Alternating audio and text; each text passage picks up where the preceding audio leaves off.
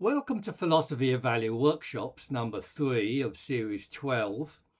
The question for today is, can a structural perspective explain consciousness and resolve its problems?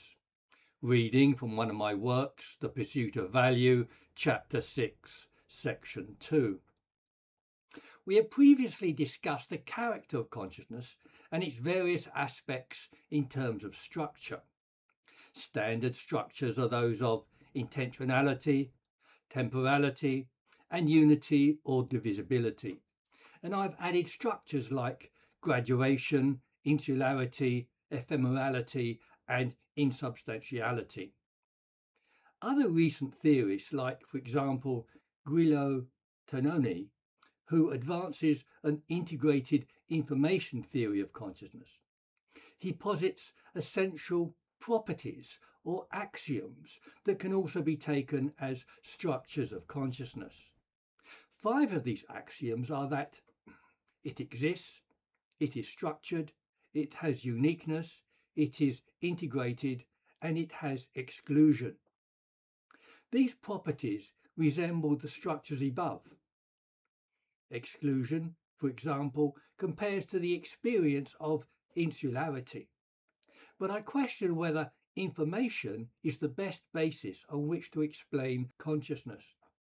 My reasons for this skepticism will become apparent during this presentation. Today, however, I want to show how structures explain consciousness, its problems and solutions. But I will also discuss some limitations and structures of consciousness to do this, because consciousness is the precondition of problems and solutions rather than the instantiation of the solutions themselves. We'll come to that later. Yet human beings must nevertheless be defined in terms of consciousness rather than as biological or social beings. This is evident in the development from pre-reflective animal consciousness to reflective human consciousness. Reflective consciousness is also a precondition of essentially human features like moral choice, self-monitoring, free will, and the capacities of reason and abstraction. Therefore, to define human beings at the most fundamental level and to characterize the deepest human problems and to resolve them at that level, we must approach humanity in terms of consciousness. My method of doing this is to employ phenomenology and its idea of structures of consciousness. Conversely, classical theories of mind include neurology, the unconscious, archetypes, and the ego, id, and the alter ego. These are very useful, but they aren't describing mind or consciousness explicitly or fundamentally. And other theories like physicalism, functionalism, and behaviorism don't describe mind at all. But a structural perspective gives coherence and unification to an otherwise amorphous concept of mind. This is because all states of mind, cognition, affect, will, and value, are all subject to these structures. And structural explanations are applicable to so many aspects of consciousness as we have seen. So today I will run through these structures, explaining them and their applications.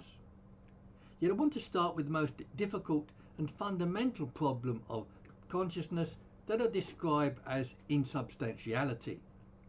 Sartre describes this condition in a relation between conscious being for itself and physical being in itself. On his view, physicality has impregnable being which cannot be deformed, reduced, or threatened. Yet a contingent and ephemeral consciousness seeks the permanent in itself of physicality. But this project is impossible. Hence Sartre describes mankind as a useless passion. But I replace physicality with a more realistic objective of values sufficiency. The point here, however, is to explain the most fundamental problem of consciousness in terms of insubstantiality. And insubstantiality can be explained with the further structures of temporality, divisibility, and graduation. Temporality produces impermanence, change, choice, responsibility, and anxiety. Divisibility creates problems like personal fragmentation, internal conflicts, and alienation. Graduation means that we not only develop but also diminish and eventually die. Yet we will discuss these structures again shortly. But I first want to explain how and why structures are existentially significant for lived human existence. It's because structures aren't just abstract features, but represent relations and states of consciousness.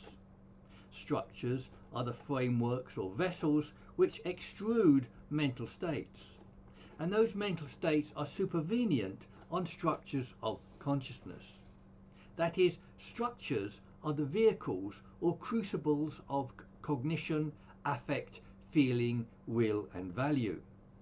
They contour our character, how we experience ourselves, and our concern about what we are.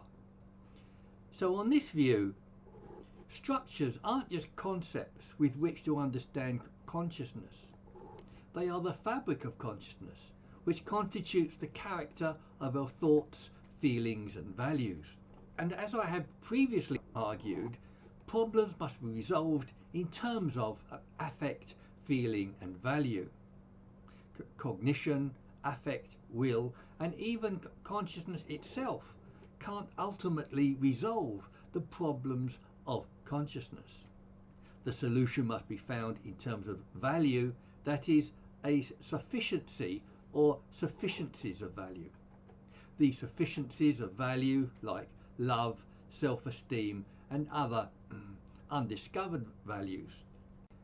But there are also arguments against a structural approach that we need to outline. Colin McGinn, for example, holds that consciousness is too thin or insubstantial to have structures. But whether consciousness is explicable in terms of structures is subject to the following arguments. And last week we saw that this rejection of mental graduation didn't hold water. But postmodernism is also a post-structuralism that rejects structures of mind or of practically any kind. Yet postmodernism primarily rejects the universal structures that cannot underlie the whole of human life, and they direct their attention to the social and psychological structures such as of Marx and Freud. Yet phenomenologists are instead talking about structures of consciousness, not of psychology or society. And postmodernism has physicalist inclinations as well as ruling out a coherent concept of consciousness. So the physicalism of postmodernism cannot allow itself to consider structures of consciousness. And in light of denials of consciousness, we can reiterate a basic argument for a structural approach to consciousness. Firstly, that consciousness exists. Secondly, because it exists, it must have properties. Thirdly, our arguments show that those properties are best described as structures. So we need to get on with the explication of structures, and we should start with the seminal structure of intentionality. Intentionality was introduced by Brentano, is widely used, but not to be confused with motivational intent. Intentionality is a mental process with relations to external mental or physical objects. And it is both explained and vindicated by the adage held by both analytic philosophy and phenomenology that consciousness is conscious of something, that is, a cognitive object or a phenomenal appearance, respectively, as those two schools of thought regard them. Brentano wanted to make intentionality a general feature of all mental states. But some states, like pain and pleasure, don't necessarily intend towards cognitive mental objects. Yet Husserl and Heidegger preferred the word directedness to intentionality. This could imply a process like an ocean current rather than a river going to an object. And this is one argument for intentionality as a general feature of all mental states.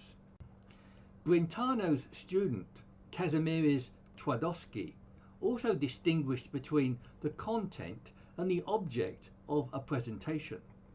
Intentionality thereby has intentional or phenomenal content, often directed towards mental objects. And both the quality of internal content and the mental object are important to phenomenologists as well as to us. To illustrate, we can take Georges Bataille's metaphor of mind as water in a bottle, for us liquid in a container. And the liquid can represent mental states of different viscosities, independence or substantiality. The thicker the liquid or mental state, the more independent it is of external frameworks. Water will flow all over the place. Hardened cement won't need external framework at all. In the case I want to present, the mental states are value states and their external objects are cognitive objects. Greater independence or sufficiency of value would be states like self-esteem, maturity and ethical fortitude. And we can intuitively see a preference here for an independence or sufficiency of value. Yet this is a picture of structural relations between objects, values and values sufficiencies. I now want to turn to divisibility as a structure that is both a problem and a precondition of value that is a solution to those problems. I regard divisibility as a broad structure having an application across the whole spectrum of mind. That is, from explaining perception to the separateness of individuals to modalities of mind and to value. That is, divisibility even applies to people as individual consciousnesses not accepted by some classical views. For Schopenhauer and Feuerbach, consciousness doesn't depend on individuals, they only participate in it. And Erwin Schrödinger wrote that the total number of minds in the universe is one. In fact, consciousness is a singularity phasing with all beings, unquote. But Bernard Williams, Derek Parfit and others regard individuals' separateness as a fundamental premise of human thought. Also following Saussure, Wittgenstein and others, divisibility as a form of contrast is essential to perception. That is, all perceptions entail contrast as divisibility within themselves and with what they are not. Contrast is essential to perception. For example, a white spot on a white board is not a spot at all. Yet divisibility also crucially applies to the individual mind or consciousness in many ways. For example, in split brains and minds, in schizophrenia, in modes of consciousness and the unconscious and affect or cognition. A modular model of mind is divided in various ways, and that is offered by Jerry Fodor and others. Other divisions include cognitive dissidence, compartmentalizations, bipolar events and split brains. And these various ways in which mind is divided present a problem for the human condition. The opposite unity view is held in religion and by Descartes, Locke, Kant and moderns like Searle and Tim Bain. Yet in one sense there is a unity of mind in having a personal identity and in the amalgam that is consciousness. All those divisions happen in a single organism, in a single timeline that I identify as myself. My thoughts aren't in one place, my feelings in another, and my volitions elsewhere. Yet radical divisibility of consciousness is nevertheless a fact of human existence, and divisibility is also at the root and foundation of value and values. 2 weeks ago I presented the origins of value in divisibility, contrast and tension with the help of phenomenologists. These phenomenologists were Nietzsche, Husserl, Heidegger and Sartre. Yet I need to repeat what I said again here. That is, phenomenologists make a close identification between consciousness and value. Heidegger cites care as the being of Dasein, and Sartre writes that the being of the self is value, and that reflective consciousness cannot arise without at the same time disclosing values. What is being said here is that value and consciousness are coexistent. And with Sartre, we find an even closer identification between consciousness, value, and choice as selection. He writes that choice and consciousness are one and the same thing, and that every choice supposes elimination and selection, thereby producing value. That is, elimination and selection presuppose preference, which is an expression of value. Sartre also writes, choice isn't just a preference, but a selection traced back to its ontological foundation. But in my view, choice as selection need not be a deliberated choice of reflective consciousness. That is, selection can also be a preconscious or an unconscious event in an underlying structure. But Sartre's ultra-phenomenological analysis cannot include such preconscious or unconscious events. This is because he rejects the idea of a graduated conception of consciousness. For example, he writes that it's impossible to conceive of consciousness to the degree to which it is not conscious of itself. For Sartre, consciousness is a plenum of existence because it is pure appearance. So it seems that Sartre can't actually trace selection, choice and value back to their ontological foundation. This is because he not only excludes the unconscious and preconscious from consciousness, he also rejects graduations of consciousness down to subtler and subtler levels. I previously argued the case for a graduated conception of consciousness that I can't repeat here, but I can note some thinkers who take this graduated view, such as Darwin, Bernard Williams, Jean Piaget, H. Price, John Eccles and Teilhard de Chardin. And the graduation of consciousness enables us to trace the origins of selection and value back to its emergence. And we can continue to say that contrast and selection are expressions of choice that produce value. For example, when I look left or right, I affirm what is on my right and negate what is on my left. These are the kind of selections that are essential to epistemic contrasts and perceptions as well as the value. For example, a white spot on a whiteboard can't be seen, it needs a contrast. And such contrasts, divisions and tensions in the world are mirrored in the origins of value.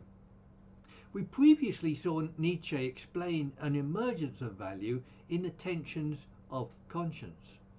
But we have considered at least two objections that can be made to this kind of explanation of the origins of value. One, they are not the values we need of motivation, morals, meaning or purpose. And two, values also emerge from social and biological sources without selection or choice. In response to social or biological values, such must be experienced in consciousness in order to be values. That is, social or biological explanations are reductionist and need a further level of explanation.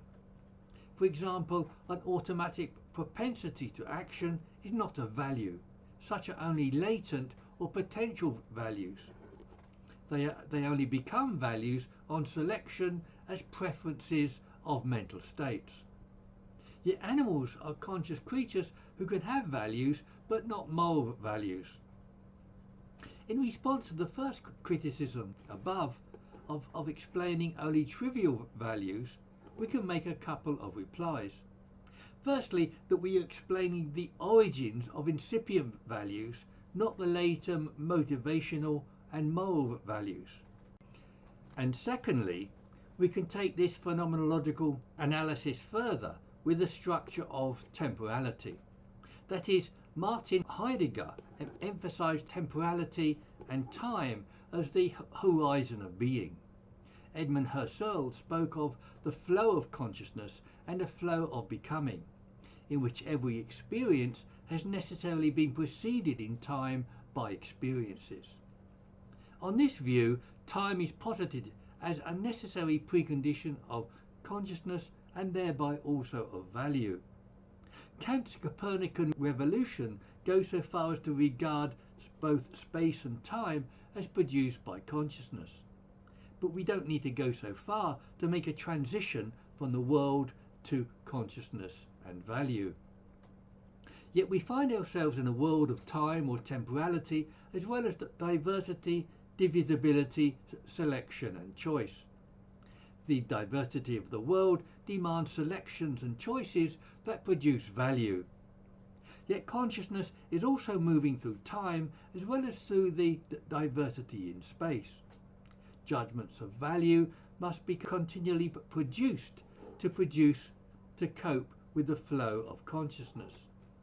I look to my left and see a window. I look to my right and see a door. I choose to walk through the door.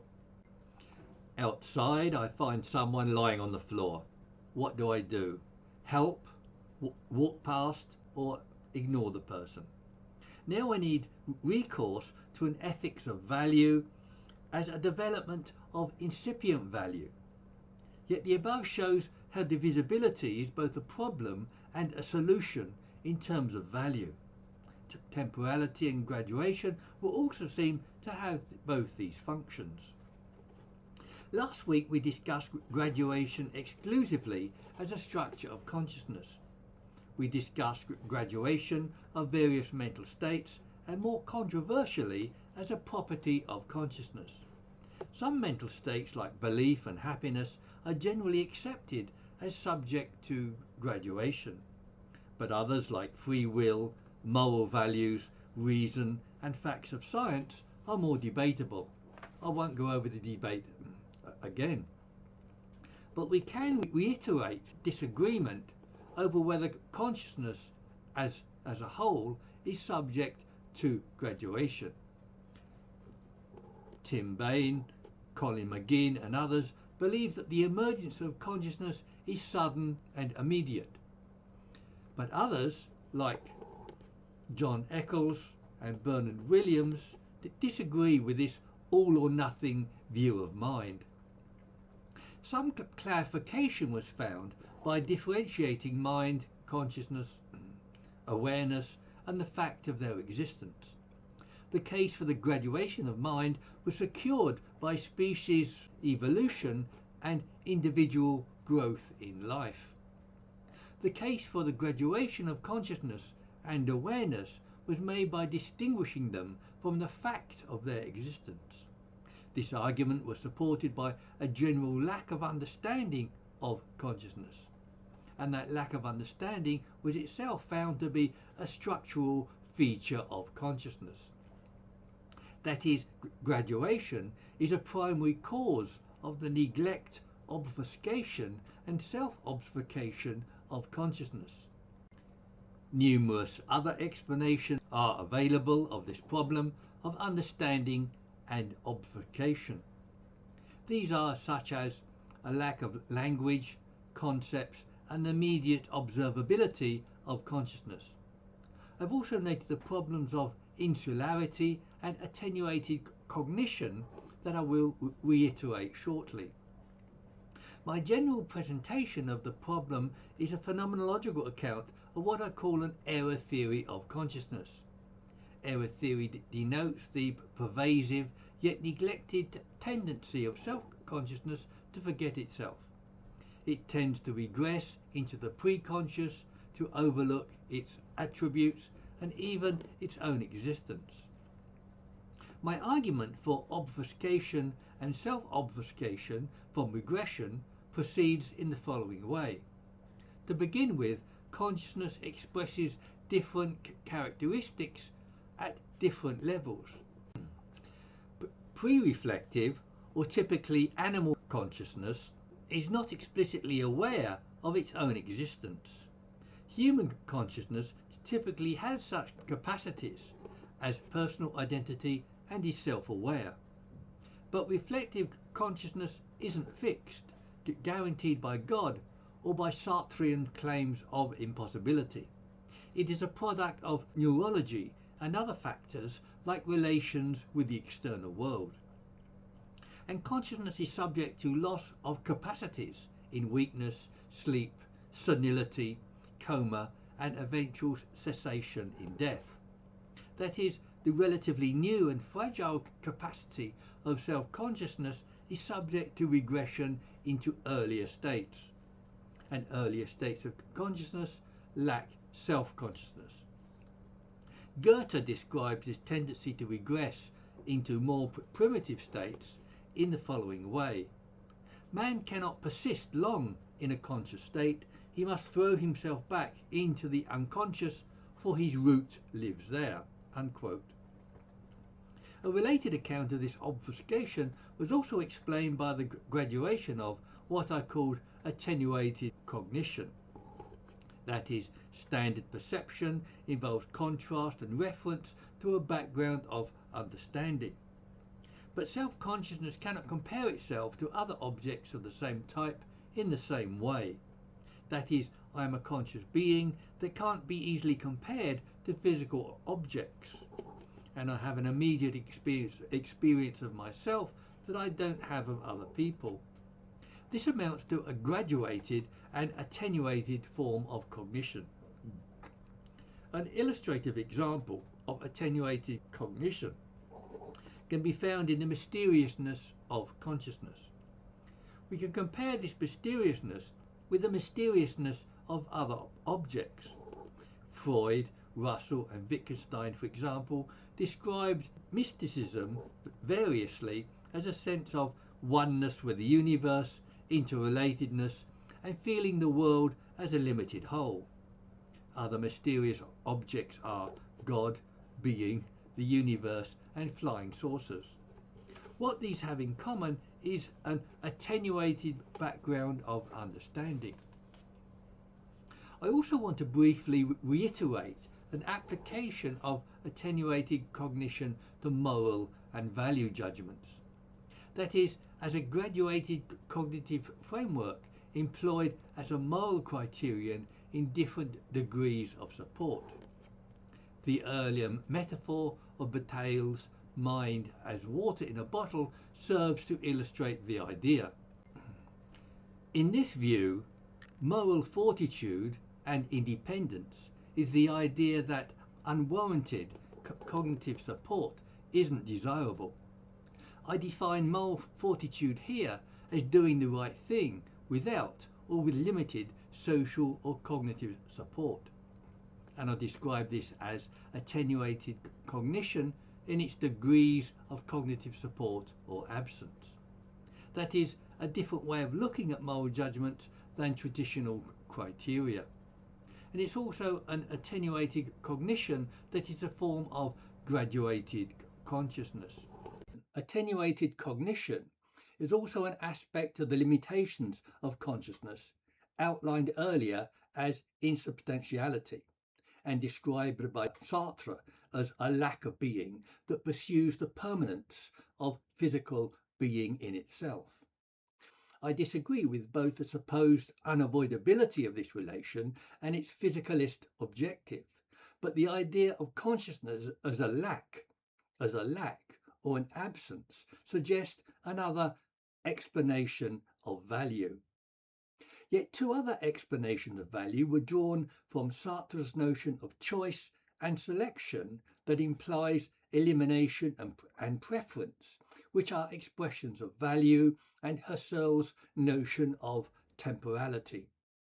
A third explanation of value also draws on Sartre's account of value as a lack or an absence, as well as drawing on the idea of consciousness as a lack or an absence, that is, continually moving forward into the space that is opened up in front of it. The idea of moving forward further implies a cognitive process that requires creativity, which implies value both in the selection of new ideas and in the value-laden content of the ideas selected. This developmental view is compatible with Robert Nozick's description of value as possibility. I have previously given instances of this process in the inherently undefinable character of both the truth and the highest moral good, which are systematically open to reformulation and rediscovery, but make unremitting claims on the human will. A corollary to this view, that value is not only the sphere in which solutions must be affected, but that value also requires agency, choice, and possibilities that cannot be predetermined, and that solutions cannot therefore be formulated as straightforward resolutions of the problems of consciousness as presented in terms of its structures. The structures of consciousness can thereby only present formal problems which must be superseded by solutions constructed in terms of value which may not be immediately apparent from difficulties such as arising from the structures of divisibility and temporality. This is partly explained by Sartre that ontology itself cannot formulate ethical precepts. That is a development of Hume's is-ought constraint. This problem is exacerbated by a structure that I previously described as the insularity of consciousness, that individuals, as well as different modes of existence, are ontologically isolated from each other. This means that we don't have immediate access to other people's thoughts and experiences, and it contrasts with the Vedantic view shared by Schopenhauer and Feuerbach that we only participate in the same shared consciousness rejected by most modern thought. Insularity thereby describes an aspect of self-consciousness that is a form of epistemological solipsism. This excludes the kind of mystical relations that are often appealed to in ethical relations between people. The argument for this view is that there is no evidence for such mystical relations, and that human relations can only be explained cognitively, emotionally, or empirically. Yet this also results in a form of attenuated cognition as above. This is because I can compare myself to physical objects, but these are not the objects of the same type as myself. I can compare or contrast myself to other conscious beings, but not in the same way as myself. This is because I apprehend myself directly in a way that I don't apprehend others. Advances of phenomenology follow from Husserl's statement that Descartes opened the door to consciousness but didn't go in. But one of the limitations of phenomenology is that although it reveals fundamental structural problems of consciousness, it does not explain how those problems can be resolved in terms of value. For example, in the Footsteps of Heidegger, Sartre presented the problem of humanity as the pursuit of being. But this is too vague, and he posed the problem of human existence in terms of a relation to being in itself. But this resulted in a failure to find a solution with the idea of humanity as a useless passion. Yet Sartre seemed to have realized this limitation by promising to write a book on ethics to follow his phenomenology, which he never wrote. This is because facts in themselves, even about consciousness, cannot provide the solutions human existence requires. Solutions must be found in the realm of meaning, purpose, ethics, morals, aesthetics, quality, and value. So it is in the realm of ethics and value that we'll return in the following series of studies. But these subjective and experiential aspects of value also derive from structures of consciousness that we need to explore further. So the objective in this workshop has been to explicate consciousness, its problems and solutions in terms of structure. I described the main existential problem of consciousness with the structural concept of insubstantiality, and I explained insubstantiality with the structures of temporality, divisibility, and graduation. Yet these structures are also preconditions of value which offers a solution to their problems. The structure of graduation similarly produced an epistemological problem, an explanation, and a solution. The existential problem produced by graduation is that we decline and die. Yet graduation provides solutions both in its role in producing value and its increasing capacities of reason and reflection to resolve the problems at hand. Yet more intriguingly, we saw how graduation explained regression and the self-obfuscation of consciousness. We saw how attenuated cognition explained both the mysteriousness of consciousness and moral fortitude, and that insularity produces attenuated cognition, non-referentiality, and self-obfuscation. Yet perhaps the key advantage of a structural account over others is its explicit account of consciousness. That is, other classical accounts may be revelatory, but are largely functional, explaining how, not what. A structural account also gives coherence and unification to an otherwise amorphous concept of mind. This is because all states of mind, cognition, affect, will, and value, are subject to these structures, and structural explanations are applicable to so many aspects of consciousness. And we have discussed many of these in previous weeks as well as today.